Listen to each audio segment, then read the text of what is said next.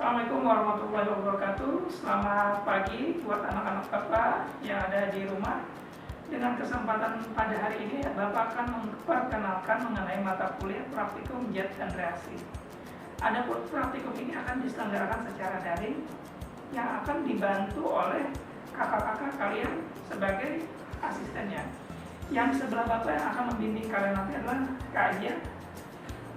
Dia akan membimbing jalannya praktikum dan juga dibantu oleh Kak Ica. Ini akan memandu kalian selama pembelajaran daring online praktikum jet dan reaksi. Sekian pengantar dari Bapak. Salah hilapnya mohon maaf. Assalamualaikum warahmatullahi wabarakatuh. Halo mahasiswa dan mahasiswi pendidikan IPA, selamat datang di praktikum jet dan reaksi. Kali ini kita akan membawakan praktikum topik 1, yaitu mengenai pengenalan alat dan bahan laboratorium. Untuk tujuan pada praktikum hari ini itu adalah untuk mengetahui nama, karakteristik, serta fungsi alat dan bahan di laboratorium. Ini adalah corong kaca. Fungsinya untuk memasukkan cairan dari satu tempat ke tempat lain. Adapun jenis, itu ada yang diameter 75 dan 50 mm. Ini adalah corong plastik. Fungsinya memasukkan cairan dari satu tempat ke tempat lain. Ini adalah tabung reaksi. Fungsinya untuk menampung suatu senyawa atau cairan. Adapun ini adalah rak tabung reaksi. Fungsinya untuk meletakkan tabung reaksi. Ini adalah penjepit tabung reaksi. Fungsinya untuk menjepit tabung reaksi ketika nanti ada proses pemanasan. Ini adalah statif. Fungsinya untuk menjepit, sedangkan ini adalah klem. Fungsinya itu sebagai tiang penyangga. Adapun di bagian bawahnya itu adalah alas statif. Ini adalah gelas kimia. Ada yang ukuran 100 ml dan 250 ml. Fungsinya untuk menampung larutan dalam volume tertentu. Adapun perbedaannya, untuk pemanasan maka yang digunakan harus yang merek Pyrex karena lebih tahan panas. Ini adalah lampu Erlenmeyer. Fungsinya untuk menampung larutan dalam volume tertentu, namun ada ciri khusus dia memiliki leher untuk mempermudah dalam proses pengadukan. Ini adalah lampu ukur. Fungsinya untuk membantu dalam pengenceran larutan, di mana itu ada garis, yang mana itu untuk membatas dari larutan itu sendiri. Ini adalah botol reagen. Ada yang reagen terang dan reagen gelap. Fungsinya untuk menampung larutan yang reaktif. Adapun yang reagen terang itu yang tidak reaktif terhadap cahaya matahari, sedangkan botol reagen gelap itu adalah untuk menampung larutan yang sensitif terhadap cahaya matahari. Ini adalah buret.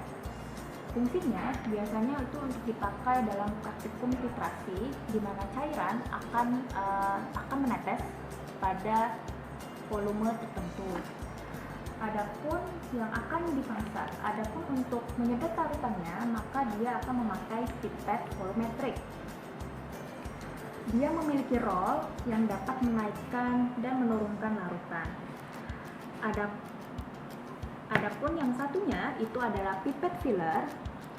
Dia fungsinya sama untuk menyedot larutan, namun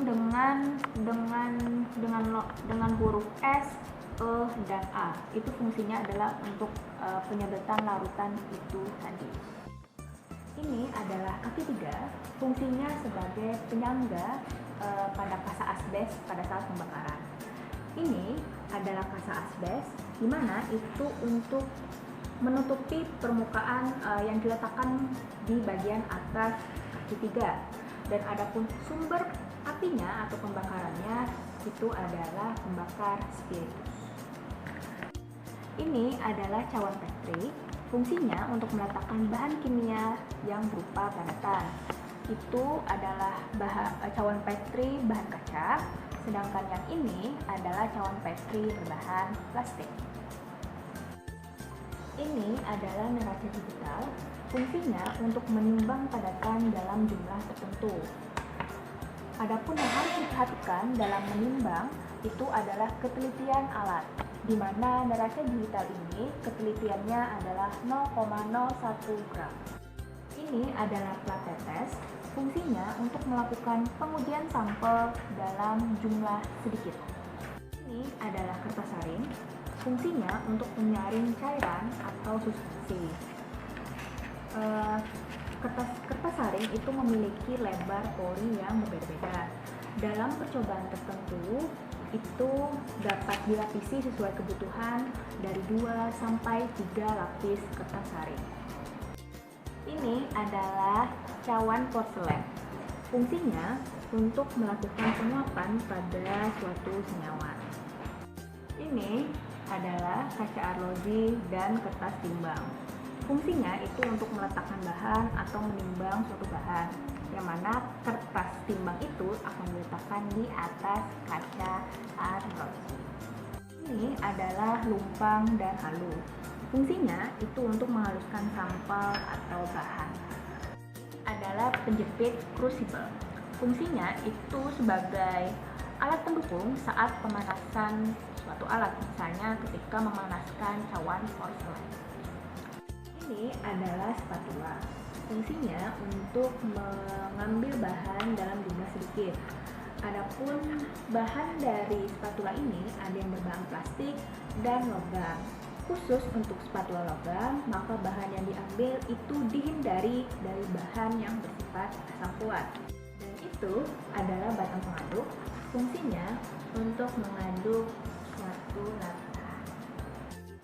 Ini adalah alat-alat untuk mengetahui suatu sifat larutan. Itu adalah lakmus merah dan lakmus biru. Fungsinya untuk mengetahui sifat larutan dari perubahan warna kertasnya. Adapun ini adalah pH indikator universal, itu untuk memeriksa derajat suatu larutan baik itu asam dan basa berdasarkan trayek pH-nya. Adapun itu adalah pH meter digital. Itu fungsinya untuk mengukur kadar pH dan akan keluar nilai pH-nya dari alat tersebut. Ini adalah buret. Fungsinya itu biasa dipakai dalam praktik konsentrasi, di mana larutan akan mengalir melalui sebuah ujung pipa berdasarkan volume tertentu. Ini adalah botol Aquades, di mana itu botol semprot Aquades, di mana isinya itu adalah Aquades untuk selama proses praktikum. Adapun yang itu adalah pipet tetes untuk mengambil sampel larutan atau cairan dalam jumlah yang sedikit atau tetesan. Dan adapun yang itu adalah termometer. Fungsinya untuk mengukur suhu, di mana yang dipegang ini adalah termometer khusus untuk skala dingin.